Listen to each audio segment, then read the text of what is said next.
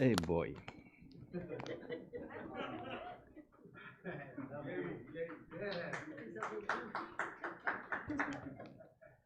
La question, est-ce qu'il est bien installé? Bon. Ah, ça, c'est un des avantages du COVID. Hein? Ça nous apprend la patience. Hey. Oui, bonjour. Mon frère Pierre m'encourage à vous dire bonjour et c'est vrai que c'est un privilège de vous dire bonjour, d'être avec vous, d'être dans ce lieu où on vient juste de célébrer Dieu, dans ce lieu où on a pu élever le roi de gloire, où ensemble, en Église, on a pu dire à notre Dieu, gloire à Dieu. Merci pour ton salut, merci pour ta grâce, merci pour ton amour. Et c'est ce qu'on vient de faire encore une fois. Merci à l'équipe de louanges qui nous guide à chaque semaine. J'ai l'occasion, moi, de vous suivre à distance. Je vérifie qu'est-ce qu'il y en est au niveau, non pas pour vous surveiller, mais tout simplement pour veiller. Veiller. Est-ce que c'est veiller? Le Seigneur veille sur son Église. Moi, je suis juste là pour goûter à la même joie que vous avez d'être ensemble, à distance, même si on est à distance. Actuellement, mais là, j'ai l'avantage de vous voir à 3 dimensions. Et ça, c'est merveilleux. Vous savez, nous sommes dans une série, celle de l'Évangile de Luc. Et dès le départ, on va prendre le soin de lire le texte ensemble. Et c'est pour ça que je vais vous inviter à prendre le deuxième chapitre dans l'Évangile de Luc, à partir du verset 1, où on va regarder ensemble un événement qui est extrêmement souligné dans l'univers comme événement, mais qu'on va voir maintenant selon la perspective que Dieu le voit tel qu'il est, cet événement-là. Et ça reste important. Donc, dans l'Évangile de Luc, à partir du chapitre 2, le verset 1, et on regarde le texte. Le texte nous dit, « En ce temps-là, parut un édit de César Auguste ordonnant un recensement de toute la terre. » Ce premier recensement eut lieu pendant que Quirinius était gouverneur de Syrie. Tous allaient se faire inscrire, chacun dans sa ville. Joseph aussi monta de la Galilée, de la ville de Nazareth, pour se rendre en Judée, dans la ville de David, appelée Bethléem, parce qu'il était de la maison et de la famille de David, afin de se faire inscrire avec Marie, sa fiancée, qui était enceinte. Pendant qu'ils étaient là, le temps où Marie devait accoucher arriva. Et elle enfanta son fils premier-né. Elle l'emmaillota, le coucha dans une crèche parce qu'il n'y avait pas de place pour eux à l'hôtellerie. Il y avait dans cette même contrée des bergers qui passaient dans les champs les veilles de la nuit pour garder le troupeau. Et voici, un ange du Seigneur leur apparut, et la gloire du Seigneur resplendit autour d'eux. Ils furent saisis d'une grande frayeur, mais l'ange leur dit, « Ne craignez point, car je vous annonce une bonne nouvelle qui sera pour tout le peuple le sujet d'une grande joie. C'est qu'aujourd'hui, dans la ville de David, il vous est né un sauveur, qui est le Christ, le Seigneur. Et voici à quel signe vous le reconnaîtrez. Vous trouverez un enfant emmailloté et couché dans une crèche. » Il soudain se joignit à l'ange une multitude de l'armée céleste, louant Dieu et disant, « Gloire à Dieu dans les lieux très hauts et paix sur la terre parmi les hommes qui l'agréent. » Lorsque les anges les eurent quittés pour retourner au ciel, les bergers se dirent les uns aux autres, « Allons jusqu'à Bethléem, voyons ce qui est arrivé, ce que le Seigneur nous a fait connaître. » Ils y allèrent en hâte et ils trouvèrent Marie et Joseph et le petit enfant couché dans la crèche. Après l'avoir vu, ils racontèrent ce qui leur avait été dit au sujet de ce petit enfant. Tous ceux qui les entendirent furent dans l'étonnement de ce que leur disaient les bergers. Marie gardait toutes ces choses et les repassait dans son cœur. Et les bergers s'en retournèrent, glorifiant et louant Dieu pour tout ce qu'ils avaient vu et entendu et ce qui était conforme à ce qui leur avait été annoncé. Ceci est la parole de Dieu. Alors, prions. Seigneur, ensemble, ce matin, tu nous donnes le privilège, la joie, Seigneur, de regarder aux Écritures, regarder à ce que tu nous donnes comme message au travers celle-ci. Et nous voulons, Seigneur, ensemble, que tu disposes nos cœurs pour recevoir de toi ce que tu tu as déjà sur ton cœur pour chacun d'entre nous. Seigneur, cette parole, c'est ta parole, elle est puissante. Et c'est celle, Seigneur, que l'on veut retenir afin qu'elle fasse l'effet que tu as déjà déterminé d'avance pour chacun d'entre nous. Seigneur, je te prie de me diriger, de me fortifier au travers de ce texte, afin que ça puisse être ton message pour ton Église, ton message pour chacun d'entre nous. Seigneur, que tout puisse être fait, Seigneur, pour ta gloire, pour l'avancement de ton règne. Amen. Tout un événement qu'on vient de raconter, tiré de l'Évangile de Luc, c'est une série qu'on a commencé ensemble il y a quelques semaines. Et on arrive à ce passage qui parle de la naissance de Jésus. Déjà, l'auteur Luc, qui est reconnu comme un historien hors de l'ordinaire, même parmi les auteurs séculiers, on reconnaît que Luc est peut-être un des plus grands historiens du premier siècle, à cause de ce qu'il a écrit, un message, un texte qui est vraiment précis suite à des recherches, et un texte qui raconte les faits. Puis il y a des faits là-dedans qui peuvent être préjudiciables à des personnes, comme imaginez Pierre, qu'on raconte qu'il a renié le Seigneur. Il y a beaucoup d'historiens qui n'auraient peut-être pas raconté des choses comme ça, parce qu'on racontait souvent seulement ce qui était louable, ce qui était extraordinaire, mais on ne parlait pas nécessairement des défauts des personnes ou des erreurs, mais il rapporte les faits. Et le texte qu'on vient de lire ce matin, on peut y donner une crédibilité au point de vue historique.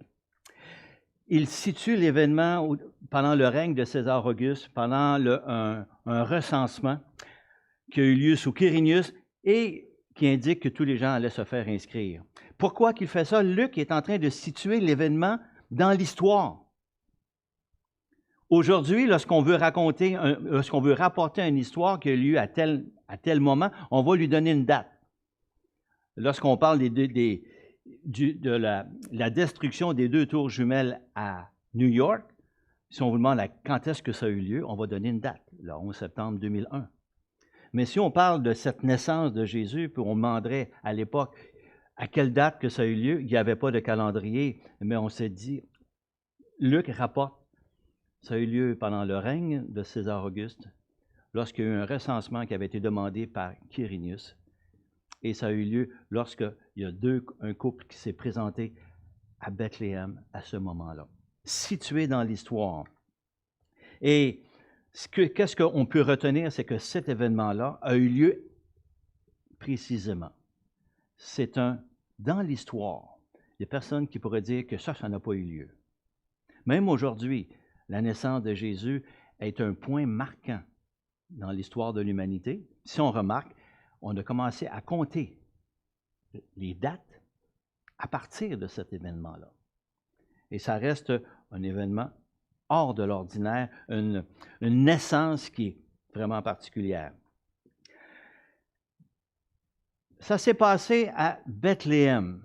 On pourrait se demander comment ça se fait que ça se passe à Bethléem. Si on remarque, Joseph, il est né à Bethléem, parce que c'est la raison pour laquelle il est là, mais Joseph, il demeurait à Nazareth avec Marie.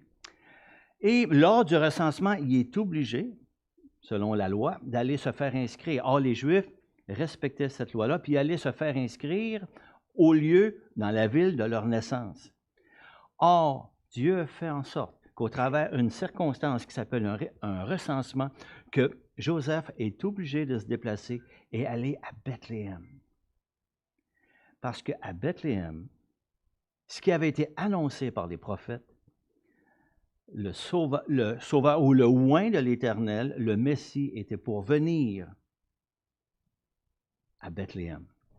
Et on le retrouve dans Michée, ça avait été annoncé plusieurs centaines d'années auparavant.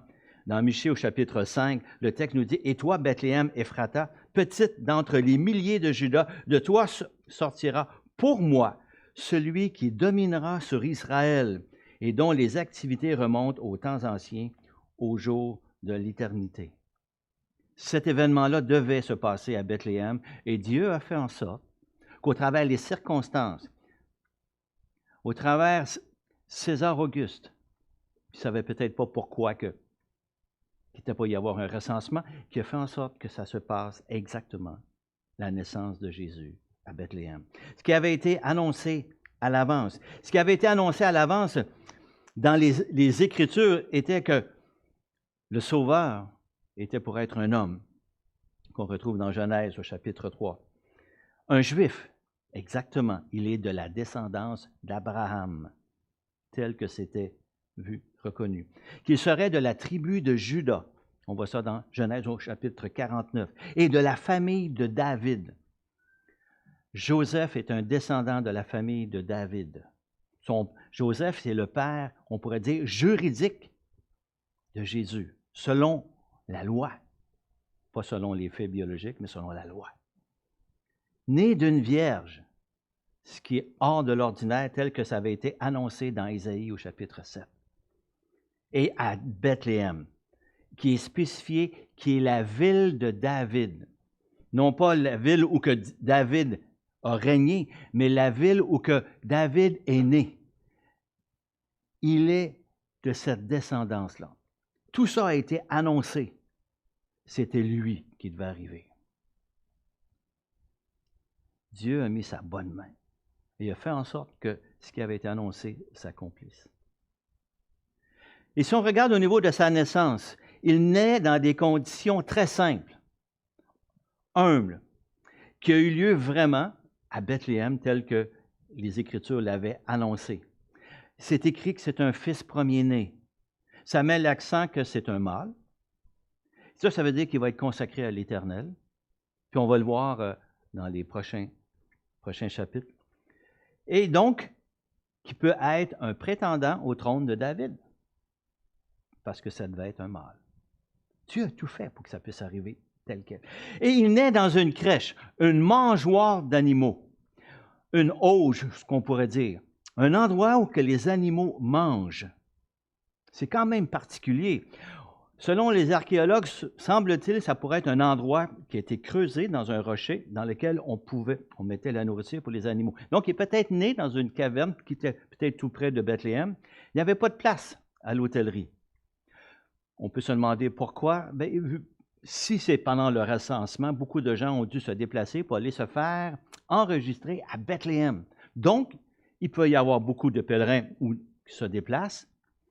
Eux arrivent, pas de place. Elle est en train d'accoucher. Il faut qu'il y ait un endroit et c'est peut-être la seule place qu'on peut trouver, place où les animaux se retrouvaient, un peu à l'abri, mais il dépose Jésus dans une crèche. Peut-être dans un endroit qui est le moins sanitaire possible. C'est pas tellement sanitaire, ça. Dans un endroit qui était peut-être repoussant, peut-être avec des odeurs qui pouvaient être nauséabondes, à cet endroit-là. Mais c'est là que Jésus naît et qu'il est déposé dans une mangeoire qui est emmaillotée, c'est-à-dire recouvert de bandelettes. C'est comme ça qu'on préparait les enfants tout nouveau-nés pour pas qu'ils gigotent. C'est une question de les protéger. Et on le retrouve à cet endroit-là. Pas de place pour eux. Jésus arrive dans le monde. Il s'incarne dans des conditions vraiment, on pourrait dire, humainement parlant, épouvantables. Il n'y a rien de glorieux là-dedans. Là. Il n'y a rien d'extraordinaire. Ce n'est pas le palais d'un roi, là. C'est dans une crèche.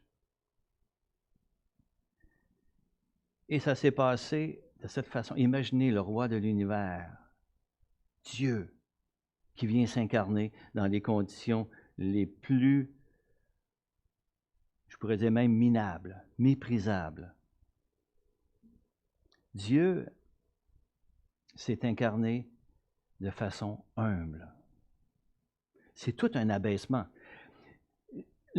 Marie avait entendu ce message-là de l'ange qui disait que le Seigneur Dieu lui donnerait pour l'enfant à naître le trône de David, son ancêtre. Il régnera sur la famille de Jacob éternellement. Son règne n'aura pas de fin. On voit ça au chapitre 1. Imaginez, elle savait que c'était le descendant de David, le roi. Puis naît dans des conditions qui sont tout à fait le contraire de ce que l'on voit, où un roi aurait pu naître. Et Luc insiste tellement qu'il dit que Joseph s'est rendu dans la ville de David, qu'il est né de Joseph, de la famille et de la lignée de David. Pourquoi? Mais il insiste parce que ce petit enfant est un descendant du roi David. Et on va voir plus loin dans le texte, lorsqu'il est appelé un Messie, ça veut dire qu'il a l'onction royale. C'est celui qui était attendu, tel que Dieu l'avait promis au roi David. Tu vas avoir un descendant qui va régner éternellement. Et bien alors, c'est lui. Mais les conditions de sa naissance sont totalement contraires de ce qu'on pourrait imaginer. C'est vraiment le contraire de tout ce qu'on peut voir. Si on se place à la place de Dieu, qui vient prendre la place de l'homme, s'incarner dans des conditions, Dieu s'est rabaissé. Dieu qui est dans sa gloire parfaite vient en homme, s'incarne en homme, dans les conditions qui au départ sont les plus misérables, les plus humbles. C'est tout un abaissement. C'est vraiment un chemin, j'appelle ça le chemin de l'humilité. Et Dieu est venu à notre niveau, sur cette terre. Un autre texte nous parle que c'est celui qui vient, c'est l'Emmanuel, Dieu avec nous. Il est venu selon nos propres conditions. Il a passé par une naissance physique. Et il va vivre toute sa vie sur cette terre avec toutes les limitations de la vie d'un homme, avec la souffrance, la faim, la soif, la douleur, la fatigue. Et jusqu'à la fin. Puis il va mourir sur la croix. Il va vivre la vie d'un homme de A à Z, de la naissance jusqu'à la mort, telle que nous la vivons dans ce monde déchu dans lequel on est. Il a accepté comme Dieu de vivre cette condition-là, qui est une condition par rapport à Dieu. C'est vraiment limitatif pour lui. Humiliant, mais il le fait. Il vient vers nous dans ces conditions-là. Si on remarque maintenant les réactions face à cette naissance. D'abord, le texte nous dit que des bergers sont en train de garder les troupeaux au champ. Les bergers. Des gens qui sont dans la classe sociale reconnus comme étant les bas de classe. Les gens qui avaient pratiquement pas de statut, qui étaient méprisés, qui étaient souvent rejetés parce qu'ils gardaient des animaux. Souvent, on pouvait les considérer comme des gens impurs à cause de leur métier. Ils étaient souvent pauvres. Et ce sont eux qui sont là et qui, à un moment donné, en pleine nuit, il y a un ange qui leur apparaît. Un ange apparaît à des gens bien ordinaires, les plus bas dans la société. Et c'est la troisième apparition d'un ange rapportée par Luc. La première, avec Zacharie. Zacharie qui a vu un ange, qui annonçait la naissance de Jean-Baptiste. Deuxième apparition, à Marie, qui annonce la naissance de Jésus. Et maintenant, une troisième apparition, un ange, qui annonce cette naissance. À qui? Encore une personne bien humble. Dans le cas de Marie également, c'est une personne bien humble en Israël. Zacharie, sacrificateur, mais ici, des gens bien ordinaires. Et là, ils voient une lumière et ça les fait craindre. Et on entend déjà l'ange qui leur dit « Ne craignez point ». Dieu utilise de grâce envers « Ne craignez point ». La peur est enlevée. Dieu vient réagir avec sa création en leur disant, craignez point. et ils entendent que c'est, on va en parler un petit peu plus loin, ils entendent que les anges leur annoncent un message. Mais regardons ces personnes-là, des gens simples, pauvres, auxquels le message de la naissance de Jésus a été adressé en tout premier lieu.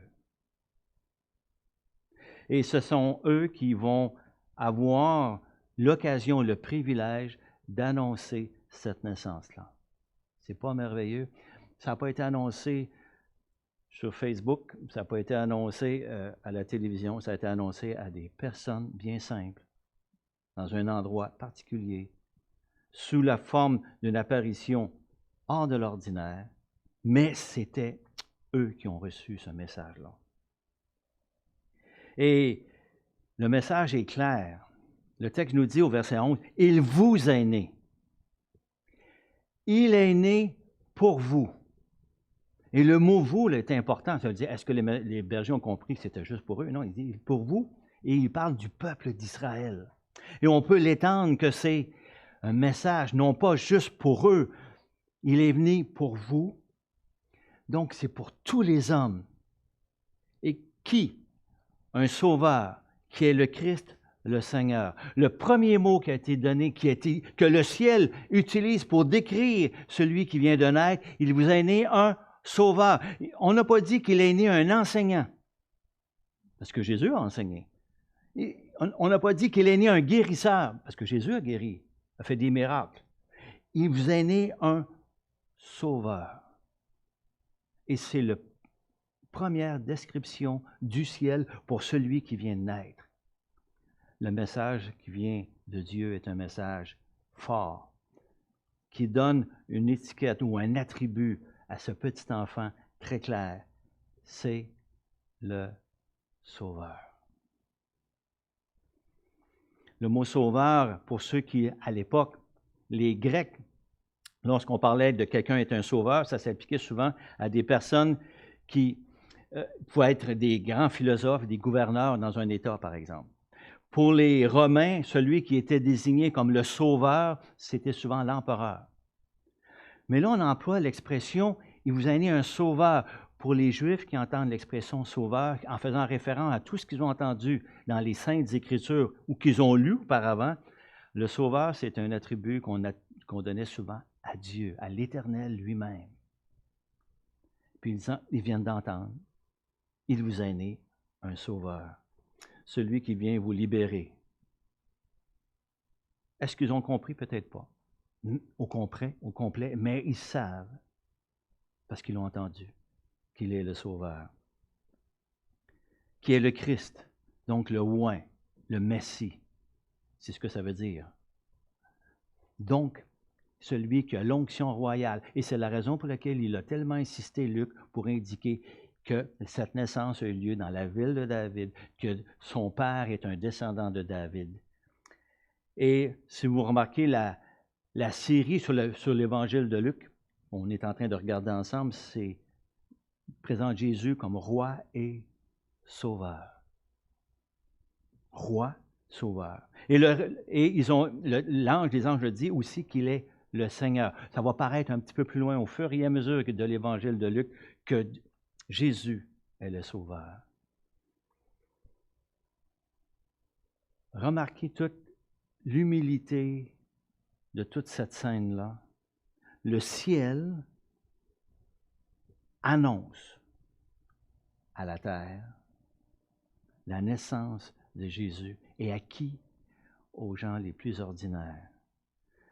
Les titres sont grandioses, mais ceux qui bénéficient de ces titres-là, qui l'entendent, ce sont des gens bien simples. Dieu vient se mettre à notre niveau. L'annonce est faite, non pas... Imaginez si l'annonce avait été faite déjà à quelqu'un qui aurait été dans un palais, qui aurait été un... Est-ce que la nouvelle se serait répandue peut-être parmi tous les gens, tous les pauvres? Peut-être pas. Mais là, ce sont les plus démunis qui l'entendent. Dieu est venu vers eux. Et on va voir tout au long de l'évangile de Luc que Dieu, Jésus, va adresser son message de l'évangile surtout à ceux qui sont pauvres, les démunis, on va voir les publicains, les femmes, ceux qui sont rejetés, les enfants, même qui avaient des statuts pratiquement pas moins reconnus dans la société juive. Le message est pour les pauvres. Ceux qui sont en mesure de reconnaître qu'ils n'ont rien, qu'il leur manque beaucoup. Eux qui peuvent être ceux les plus réceptifs, les pécheurs, ceux qui ont besoin de reconnaître qui ont besoin d'un sauveur. Et ce sont eux qui entendent le message. Et on voit la façon que Dieu a orchestré ça, la voie de l'humilité, qui s'est venue parmi nous, il s'est mis à notre niveau, vient communiquer avec sa création, avec ses créatures, avec les hommes, mais à leur niveau. Il s'est rabaissé. Gloire à Dieu. Et Luc continue en donnant le point de vue que le ciel peut voir face à cette naissance-là. Quand on entend le texte, « Gloire à Dieu du haut des cieux et paix sur la terre parmi les hommes qui l'agréent. » Les anges sont mis ensemble pour proclamer ces phrases-là. « Gloire à Dieu ». Le ciel est en train d'indiquer aux hommes à quoi ressemble cette naissance-là. Elle rend gloire à Dieu. C'est comme si le ciel est en train de dire « Hourra, Dieu, ce que tu es en train d'accomplir. » C'est bravo, bravo Seigneur. Excellent ce qu'on veut. Les anges sont en train de louer Dieu et de dire « Wow, quelle naissance! Quel geste de ta part pour les êtres humains. Tu envoies Jésus. » Le Fils de Dieu. Peut-être qu'eux le savent déjà, mais ce n'est pas encore clair pour les êtres humains. Mais c'est un geste de Dieu. C'est une naissance qu'on pourrait dire qui vient d'en haut. Ce n'est pas une naissance provoquée par les hommes. C'est l'œuvre de Dieu. Toute une réalisation de la part de Dieu. Et ensuite qui dit « Et paix sur la terre pour les hommes qui l'agréent ». C'est tout un message du ciel. Ce n'est pas une paix qui est un arrêt des hostilités qui est mis de l'avant. C'est une paix entre Dieu et les hommes qui vient s'établir. Dieu qui vient se réconcilier avec les hommes au travers de la naissance de Jésus et qui va avoir un point culminant à la mort de Jésus à la croix. Le ciel, les cieux se réjouissent de cette naissance-là. Est-ce que nous, comme êtres humains, qui sommes en train de lire ce texte, est-ce qu'on se réjouit de la naissance de Jésus? Est-ce qu'on voit la naissance de Jésus comme le ciel la voit? C'est tout un événement. Dieu s'est incarné, il est venu parmi nous. Il a laissé son trône de gloire pour venir marcher sur cette terre et prendre notre condition humaine. Et ça, c'est hors de l'ordinaire. Il n'y a aucune religion dans le monde qui parle d'un Dieu qui laisse toute sa dignité pour venir marcher sur cette terre, s'incarner et vivre la condition humaine afin de racheter justement ces hommes. C'est merveilleux.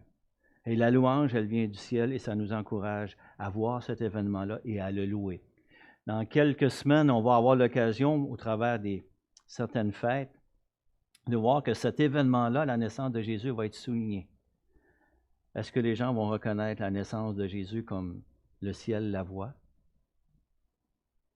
Mais pour nous, enfants de Dieu, je pense qu'on est appelés à la célébrer autour de nous, comme étant un des événements le plus extraordinaires, un des plus extraordinaires qui s'est passé sur cette terre. La naissance du Sauveur qui est venu sur cette terre.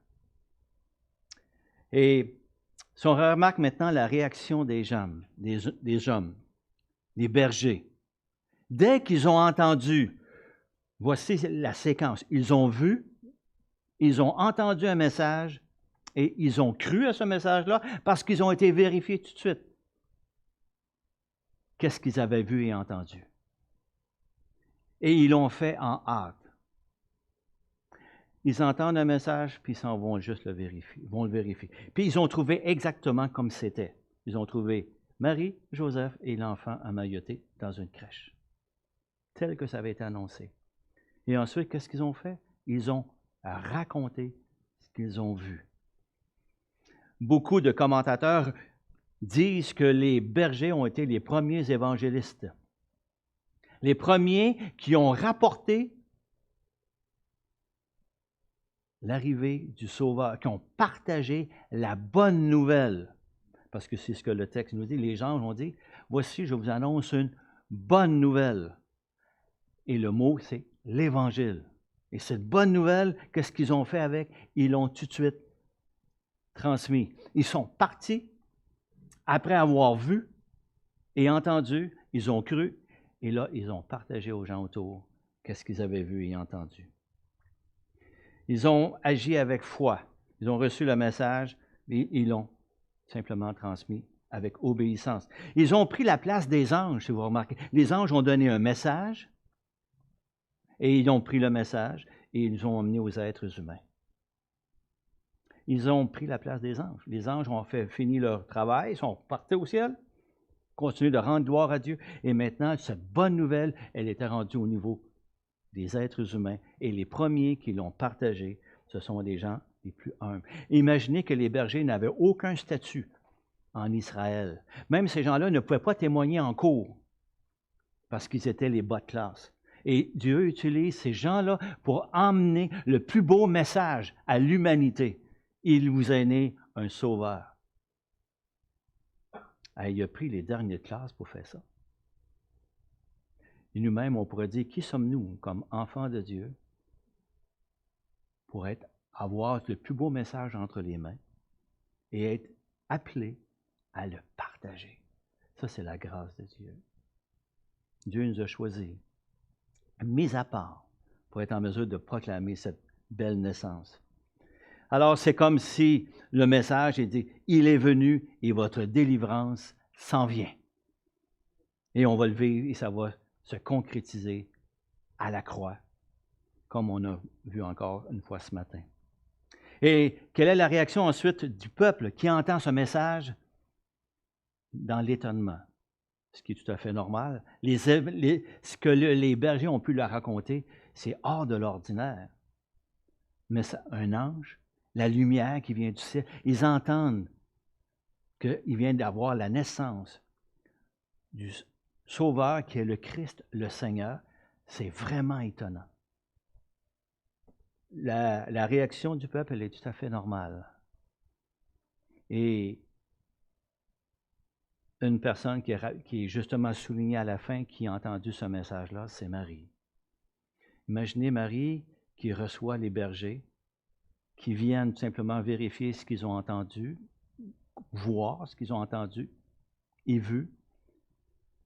Et peut-être que les bergers l'ont dit, on vient voir la naissance du Sauveur, qui est le Christ, le Seigneur, parce que c'est ce qu'ils ont entendu. Et Marie qui entend, Jésus, c'est le Sauveur. Déjà, elle a eu cette annonce, mais maintenant, elle l'entend du peuple.